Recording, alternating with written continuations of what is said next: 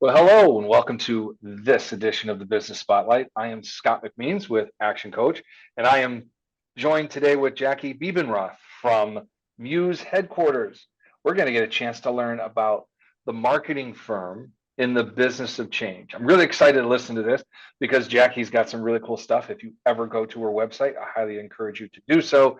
You will learn a lot of the neat things that they do over at Muse. But before we get into that part of it, I want Jackie to introduce herself, tell her story, and we'll start talking about the highs, the lows, and the different things that we all can learn today. So, Jackie, the camera and the microphone are all yours. Tell us your story. Fantastic. Well, thank you, Scott. I really appreciate the conversation today. I love talking about the business of marketing and my journey in that. I also love hearing more entrepreneurial stories like you do here on the podcast. Um, I own a firm that specializes in branding and storytelling, primarily for food and wellness businesses. Now, we'll work with businesses of all shapes and sizes and in different industries, but we market specifically to food and wellness because those are the two industries that we're very passionate about and we have a very specific set of expertise in. I've been in the marketing industry for over 25 years.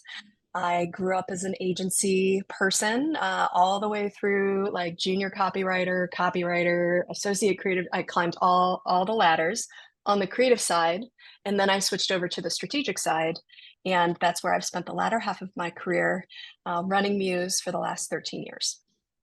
Wow, 13 years, and you had 25 years in front of you, or is it 25 years in Total, total?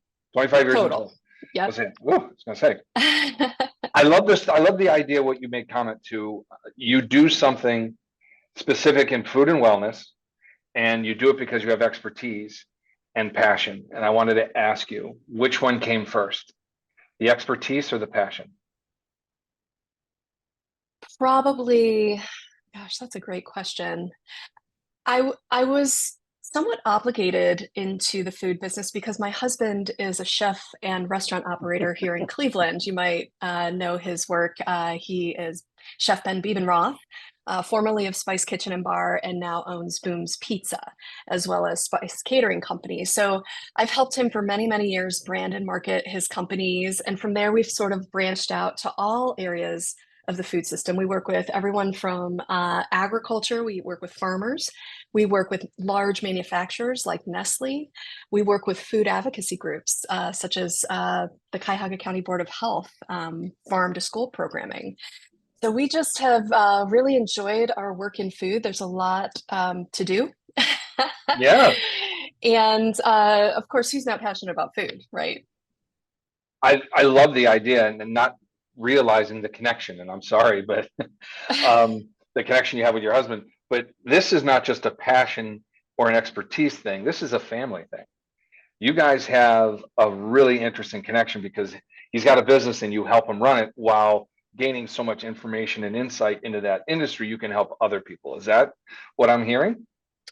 Oh, you bet. And especially what's so interesting, it's the Nestle connection. So my firm works with Nestle Professional, and they sell um, like food products to large like food chains to then place on their menu and then sell. So there's such a interesting you know, like parallel there because I hear my husband as a restaurant operator talking on the couch at midnight about what's keeping him up at night. And Yeah. then I'm applying that knowledge of those challenges to messaging the solutions for Nestle Professional. They're obviously not selling to him as a small chain operator, but certainly those same things apply at the national level. So, and vice versa, I learn food trends and consumer trends from Nestle that I then share. The ones that are not confidential with my husband. I just feel this the magic of food and it's a complex industry. It's also razor thin margins. So the smarter you can be and the more resourceful you can be, the better. And so we like to brag that we bring a lot of value in that regard. Well, it sounds like you are the exceptional middle person. You have insight into both camps. You have knowledge that most people in your industry don't have the connection to, and that's something you should leverage. And I'm happy to hear that you are, regardless of it coming at midnight or any other time of day. At least you have this insight, you can leverage it. And I think everybody in your ecosystem gets a chance to grow and be better prepared for the next step. So that is huge. I was going to ask you, what's the unique element of Muse that separates you from somebody else, other than being this incredible middle person? What other things do you want to showcase to the audience that this is what we do at Muse that separates us from somebody else? So I want people to learn why they should engage with you. Yeah, so I'll share a little bit about our methodology and talking about my firm. So we do specialize in positioning and helping businesses through what they might consider an identity crisis to know what they stand for in the market, how they're different from competitors, what their value proposition is, and who they serve, really. And so for Muse, we've gone through multiple iterations of that over the last 13 years. And in positioning, you either specialize on a horizontal or a vertical. In Mhm. Muse, we're at a stage in our life cycle where we are positioning horizontally and branding and positioning. Also, we do storytelling and content marketing. And then we position vertically in food and wellness. And Okay. as we grow in both reputation and revenue, my goal is to really shrink that down even further to become even more niche.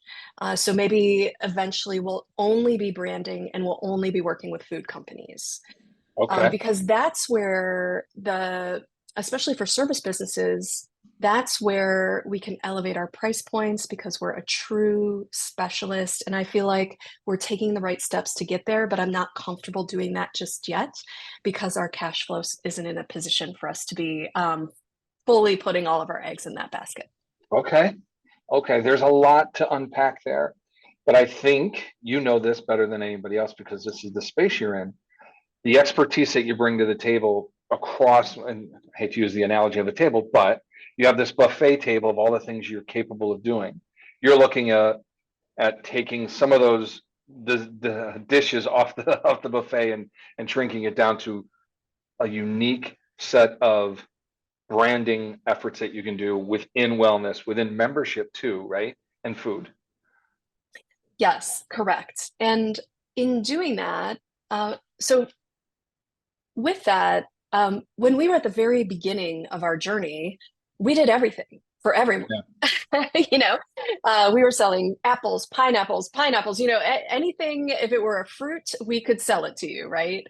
And so I've been very intentional over time with not just allowing my passion and my interest to dictate what those specialties are, but also looking at the market. And the pandemic really brought that into focus very Mm, well.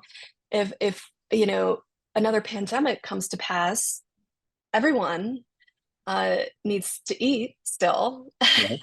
And so food is a relatively safe bet.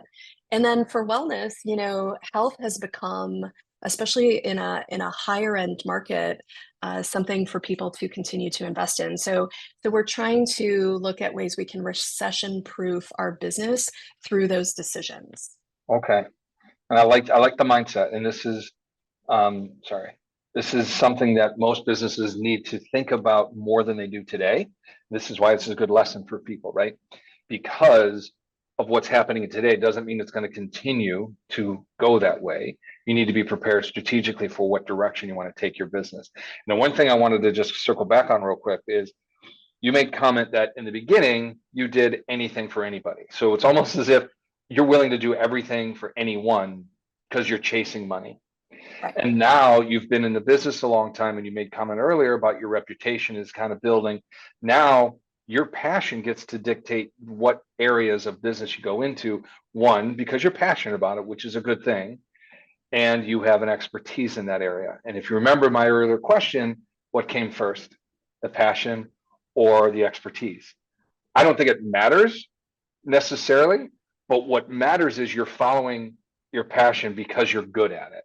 And that's something we teach a lot of our clients is find something you're good at, find something you love to do, and if it makes you money, pursue it, right? And you have a Yeah. very interesting persona about Muse from just our conversation. You aren't going to be everything to everybody.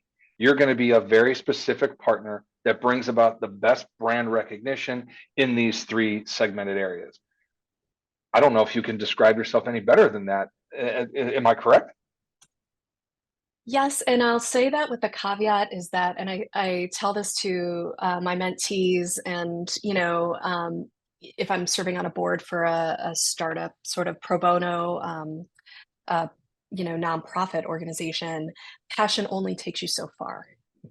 Yeah. It really does. Like, you get to a point where it's like, I'm passionate about this, but I'm working hard and I'm not making any money. And I have different goals for myself at this point in my career. My goals now are very different from my goals 20 years Mhm. ago. And they have to do with, creating wealth for my family and for my team. Um, my goals now have to do with making a greater impact in the world and helping my clients grow in a way that can create really exciting jobs and potential for other people. My goals have to do with driving change and innovation in the world, in a world that really needs it in some places, right? So, Mhm. so this is those goals can't happen without money. So we have to really like tune in to, you know, what drives revenue first, then we make considerations for how we accommodate these other things. So Okay. No, that's good. And I'm going to go back to your tagline as you're a marketing firm in the business of change, because you've just dictated your goals over the years have changed, one of which has been you want to pursue change and innovation. mhm. I think it's wonderful. So now we've kind of created this rose colored picture of what Muse is all about, right? I want to get a little bit further into it.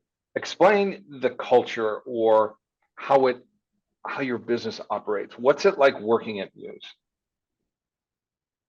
Well, I think my employees might have a different way to That's okay. describe it. I hope not. But I've worked in a lot of different agency environments over the course of my career. And when I started Muse and I knew I wanted to build a team, I I was very intentional about creating a space that with a strong value of emotional harmony. Agency life can be very fickle. It can be very ego driven. It can be very emotional. I mean, you're working in an office with creatives, artists and writers, and very interesting creative people who take their work very personally. And so you have to create a safe space for productivity with those personalities in there. But then also create a space of honest accountability and owning your mistakes. There's always going to be mistakes Sure. and things like that. And so when you walk into our office, a lot of people comment like, "Oh, this feels like an apartment or a home." It has a very zen-like kind of feel to it, a lot of natural elements to it that I want everyone to walk in the morning, loving where they work, feeling totally comfortable, and then be ready to sit down and focus because we have a very high volume workload. We also have very intense strategic work that we do where we're um, consulting our clients on making very big decisions about their businesses. So that is all very serious business. So I would say to sum it up, you walk into our office, it's got a very calm vibe, but it also has this level of energy and intensity to it that I think drives our productivity and focus. So taking that into consideration, Jackie, how would you describe the way you motivate and keep your employees engaged within the structure of this calm vibe but energy riddled environment? I'll answer that in two ways. So the most surface level tactical way is because we specialize in wellness, we really integrate it throughout the culture. So every year there's a wellness benefit. and it's different. And I send out a survey because I want to know what people are interested in. So like last year, everyone asked for life coaching. So we had one-on-one life coaching quarterly and then group life coaching as well. So that was a benefit. This year, it's more about spa benefits and weekend getaways and things like that. The year before that, we had a Reiki practitioner come in and do energy work and Reiki on everyone.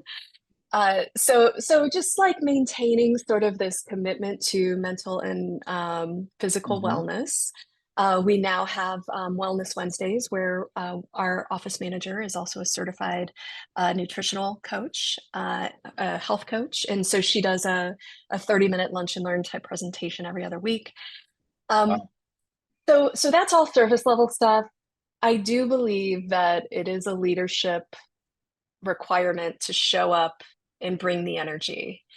And to be honest, I struggle with that a lot, especially on years where I've just had a lot of weight on my shoulders. And, I sometimes don't wear that well. So I'm really working in trying to be very conscious about the energy that I bring into a room when I sit Sure. down with my team. Um, but I if I were to give myself a grade about it, I think I'd give myself about a C plus. Okay. Well, sometimes you are your worst critic, and I Sure. would doubt your team would give you a C, because if they gave you a C level grade, they wouldn't want to work with you anymore. So think of it this way, Sure. right? People don't want to work with somebody that they don't like, trust, or know well enough to keep working with them. And if they would give you a C, they're not going to work there very long. So kudos to you for having this environment. I think it's wonderful. I think you need to give yourself a little bit more grace. Okay. Thank you. Well, the proof is in the pudding. You've got how many employees working there with you? There's 8 of us total. Okay. And when was the last time somebody left? Uh, yeah, like a Yeah. while ago, and it was for family reasons, not, Understand the work pudding. I just reasons. under Yeah. Granted, you probably wouldn't eat pudding because of your wellness connection, but Right. understand the pudding I just put in front of you, right? It's Sure. part of the culture, and whether you are doing what you believe is the right level, your team recognizes what you do. But I will caution you, and the fact that you're self-aware, sometimes you don't bring enough energy. It's great that you recognize it. Recognition is step one. Step two is learning about and how to go about change, right? So Right. get yourself in that position. But that's a great lesson learned for you and the audience to learn. Okay, a leader doesn't always have to be on their A game because the team will support them. But recognizing that you're not at the level you want to be is step one. Step two is getting yourself to that next level. So, Yeah, you're absolutely right. okay. So, what are the other challenges that you think? Let's go to the positive side, right? Give me a challenge, Jackie, in the last 6 months to a year that you have overcome, that you and the team are proud of because you came together and you were able to solve this problem. Hmm. I'll share. This is one of my favorite sort of fail forward I love stories. it. And it happened within the last 3 years, but we're still working through it. But when we first decided to go into wellness, we did so because of passion. And because we want to make more of an impact in the world, and we feel like if we work with more wellness clients, we're helping them make an impact. So I decided to really like fine tune that positioning and go after a specific area of the market, functional medicine. On paper, Okay. this functional medicine, these holistic doctors, these independent practices are popping up all over the place. And it's a huge trend coming from west to east. It's specifically kind of settling in here in the Midwest. There's millions and millions and millions of dollars going into this specific segment of the wellness industry. Also, these folks are at the center of a lot of wellness services and products that we also can be marketing and promoting. Okay. So we thought it was a really smart move So I had some extra PPP funds from the pandemic, and I decided to invest a lot of money in a proprietary study around financial medicine patients in order to create a lead capturing, lead driving type of content piece. Okay. Very common in B2B marketing. So we're following our own advice. We're going after this market. It looks great on paper, and we got one client that stayed with us for 12 months and just like bust into flames and left terribly unhappy.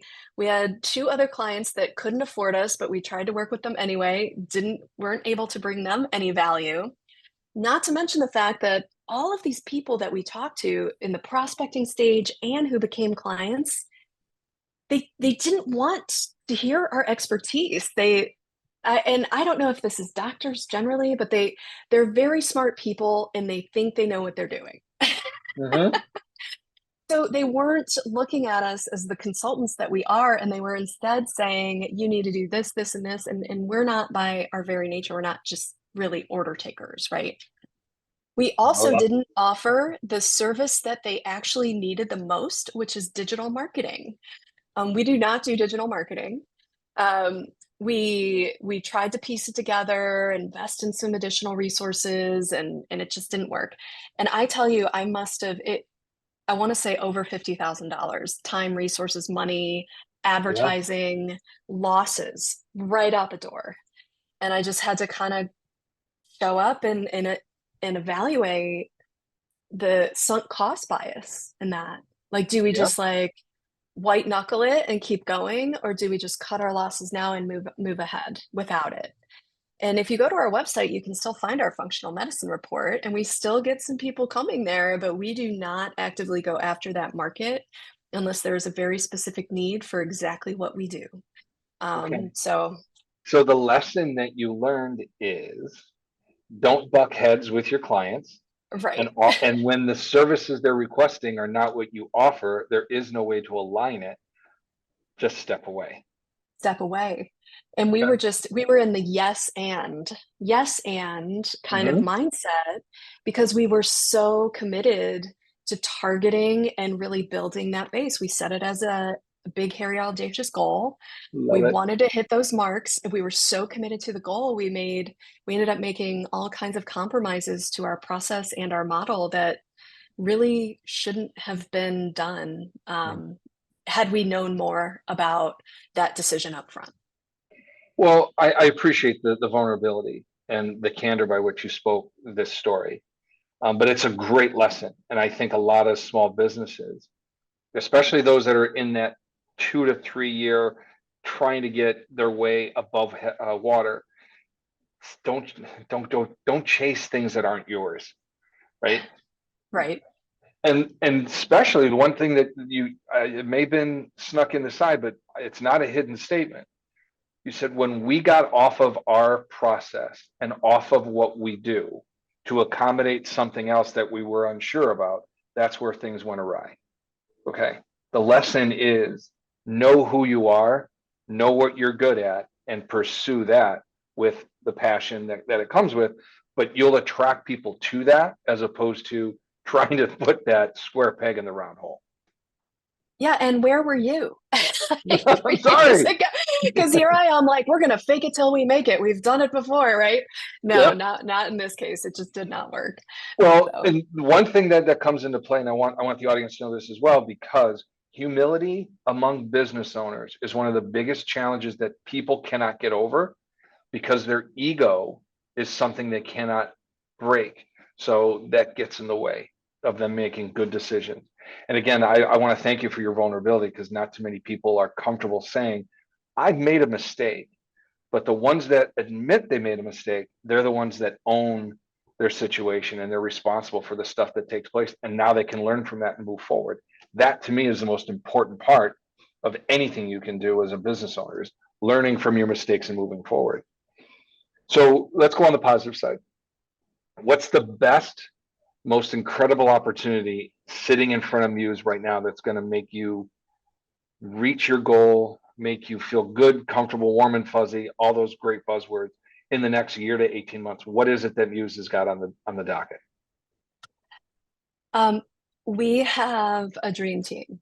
And this is the first time in my career where I've really like honestly, I've always worked with really strong, elite, sophisticated marketers, right? And I this time, like now that we have this, I feel like I'm working with a full deck of cards, is basically what I'm saying. Love it. Like I've had those people, but now I've been able to afford more of them. And now we are really well positioned to serve clients more strategically than ever and lean into this idea that we help businesses create change to stay relevant in the world. And that has to do with our expertise and process in brand refresh and positioning. It Yep. has to do with our storytelling expertise and helping to communicate that change both internally and externally. And it's a very unique place to be um, because, I don't know how much you know about the marketing industry, but there's this fear, I think, happening amongst myself and my colleagues that the production level work, the tactical level work is being sort of swept under the rug by AI. Yeah. And so the agencies that are going to compete in the future, I believe, are going to be the thinkers and less of the doers because the doing is starting to become easier and more efficient. I'm not saying that's a good thing, and I'm not saying that Hmm. that is a replacement or an alternative for really talented people, but it is a reality, and we just have to stay ahead of it. So strategically, I just this year I hired a director of operations and strategy. I have an exceptional Outstanding. brand strategist on board. My account team has been mentored for years, and they are solution providers. Clients show up like, "This is what keeps me up at night. How do I solve this?" And they're like, "Okay, here's what you do." Kind of. Love it. I So, love the way they're not sales reps, they're not account managers, they're not customer service reps, they are solution providers. That's a mhm, great title to give somebody because it sets them up for what the expectation is. I'm not here to sell you, I'm here to solve a problem. right, right, Awesome. exactly. Yeah, and that's Awesome. hard. It's hard to scale. I'll tell you. I was afraid of Okay. it because it's easier to scale production level work, especially with such a saturated freelance market. And we do work with about 20-ish freelancers off and on here and there. We Okay. manage creative freelancers. But I tell you, it's becoming more and more commoditized, Sure. and we just have to stay above it, you Well, know? that's where the value proposition comes into play, right? We Mhm. talked a lot about how you position yourself in this expert middle person that you are.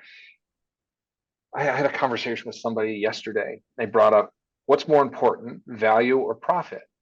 And I said, everybody wants to make profit, but you can't get to your profit until your value is represented in a way that people buy it. So value is the most important thing in your business. You bet. Everything else cascades off of that. If your value proposition sucks, no one's buying your business. No one's buying it. If your value proposition is mediocre, you're going to get mediocre returns. So your profit isn't there.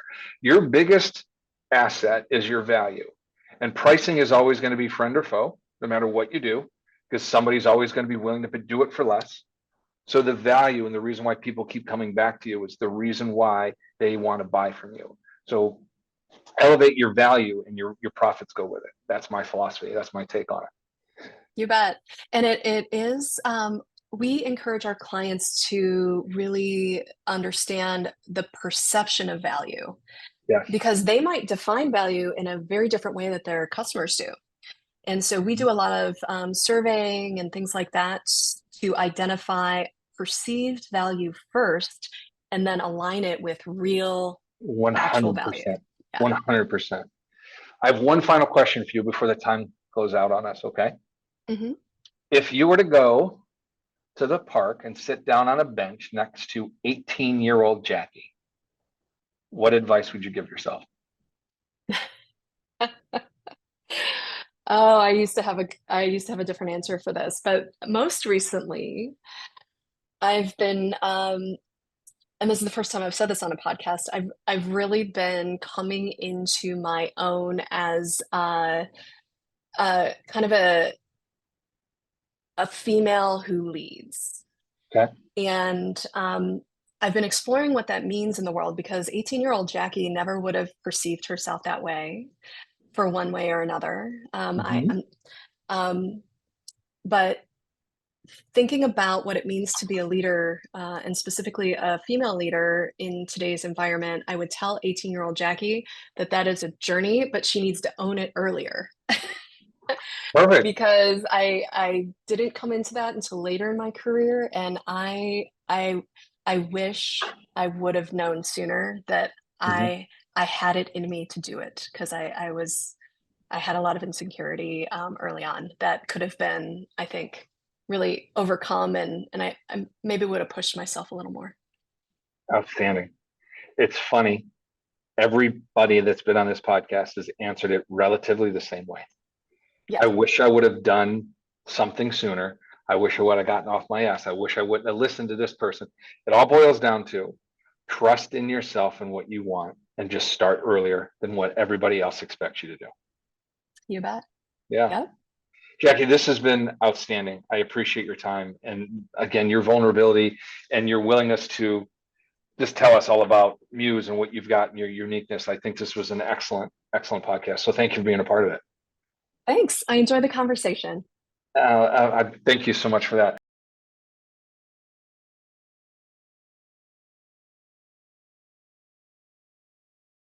And I want to thank you for being on the show. And we will connect again on the next episode of the Business Spotlight. Thank you, Scott. My pleasure.